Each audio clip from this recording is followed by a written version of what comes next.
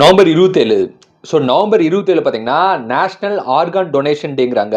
So உங்களோட ஆர்கானை வந்து நீங்கள் டொனேட் பண்ணணும் அப்படிங்கிற ஒரு பர்பஸ்க்காக தான் இந்த நாள் வந்து வச்சுருக்காங்க. அதை அப்ரிஷியேட் பண்ணுற விதமாகவும், இந்த ஆர்கான் டொனேஷனை அப்ரிஷியேட் பண்ணுற விதமாகவும் வந்து இந்த நாள் வந்து இருக்குது. அந்த மாதிரி நாள் பார்த்தீங்கன்னா பை நத்திங் டே. எப்போ பார்த்தாலும் ஏதாவது ஒன்று வாங்கி சாப்பிட்றது, வாங்கி பர்ச்சேஸ் பண்ணுறது, இந்த மாதிரியே உங்கள் லைஃப்பை வந்து வேஸ்ட் பண்ணாமல், ஒரு நாளைக்கு மட்டும் எதையுமே வாங்காமல் நிம்மதியாக வீட்டில் சமைச்சு சாப்பிட்டு அப்படியே நிம்மதியாக இருக்கக்கூடிய ஒரு நாள். எதையுமே வாங்கக்கூடாது அப்படிங்கிறதுக்காகவே இந்த நாள் வந்து இருக்குது. அதே மாதிரி இந்த நாள் பார்த்தீங்கன்னா யூ ஆர் வெல்கம் கிவிங் டேங்கிறாங்க. So you are always welcome. So உங்கள் லைஃப்பை வந்து உங்களுக்கு பிடிச்ச மாதிரி வாழ்கிறதுக்கான பர்பஸ் வந்து எல்லாமே உங்கள் கையில் தான் இருக்குது. ஸோ அதை அப்ரிஷியேட் பண்ணுற விதமாக, ஒரு ஃப்ரீடம் அப்ரிஷியேட் பண்ணுற விதமாக இந்த நாள் வந்து இருக்குது.